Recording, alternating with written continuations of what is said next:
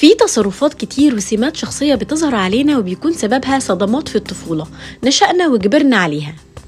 ومش المقصود هنا بصدمة الطفولة إن لازم الأهل أو النشأة تكون تمت في بيت يتعرض للعنف أو الحرمان.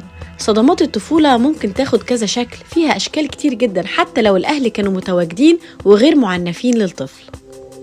يا ترى مريت بأي صدمة منهم خلتك تتصرف بالشكل اللي انت فيه دلوقتي، وشفت نفسك في أي صدمة منهم؟ وخلي بالك في فرق كبير جدا ما بين العيلة اللي انت جاي منها والعيلة اللي انت بتأسسها. وافتكر دايما ان العائلة اما ان تصنع انسانا او كومة عقد. وافتكروا دايما ان التشافي اختيار، انت الانسان الوحيد اللي قادر على مساعدة نفسك.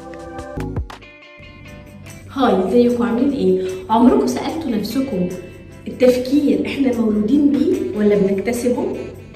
خليني في الفلوج ده اوضح لكم بعض الحاجات المهمة. احنا ما اتولدناش بالتفكير ده ولا السلوك النمطي للحياة ده، احنا اتعلمناها من العيلة، من البيت، من البيئة، من كل حاجة حوالينا. احنا ممكن نغير طريقة تفكيرنا، ايوه. احنا نتحكم في نمط سلوكنا، ايوه. خليني اوضح لكم بطريقة ترفيهية جدا ازاي ده بيحصل.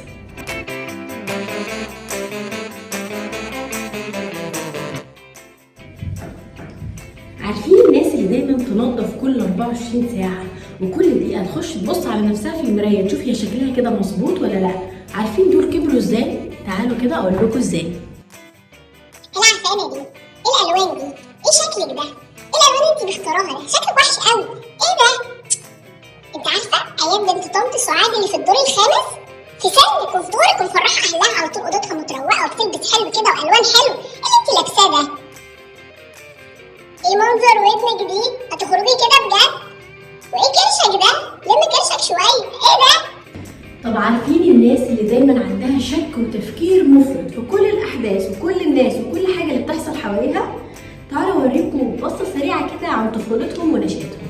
يلا بينا. ابني عمل الغلط ده، انا مش مصدقة عليا. ازاي تعمل الغلط ده؟ ازاي تعمل غلط؟ ازاي تفكر في الغلط اصلا؟ ازاي تبقى بني ادم بتغلط اصلا؟ ازاي؟ لا ما تكلمنيش لمدة 15 يوم. لا اوعى تكلمني.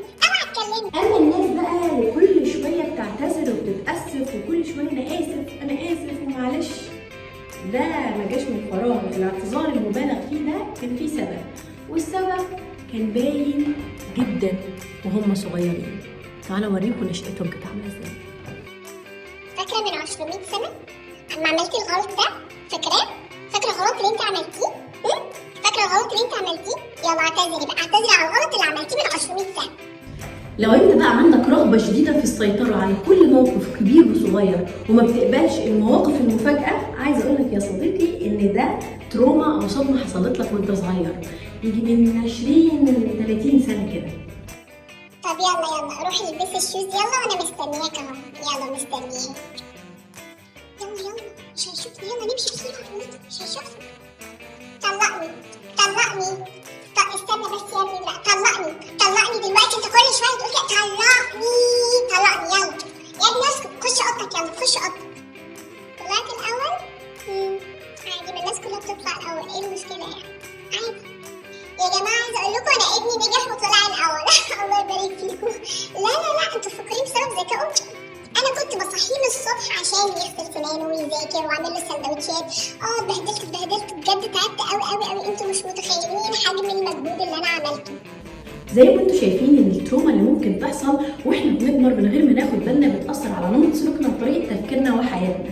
ولكن لو بدأت رحلة التشافي والوعي بتاعتك هتساعد نفسك تتعافى من كل حاجة حصلت لك سواء بجهل أو بشكل متعمد. هيساعدك تكمل حياتك أخف بدون أي إرهاق في التفكير، وبدون ما تورث لأولادك كل صدماتك بشكل لا إرادي، أو تخسر شريك حياتك بسبب عدم قدرتك على التواصل الصح. كده الفلوج النهارده خلص. لو عجبكم متنسوش تعملوا سبسكرايب وشير، وكمان تعملوا كومنت ايه اكتر تروما انتوا فاكرينها اثرت في حياتكم. باي باي.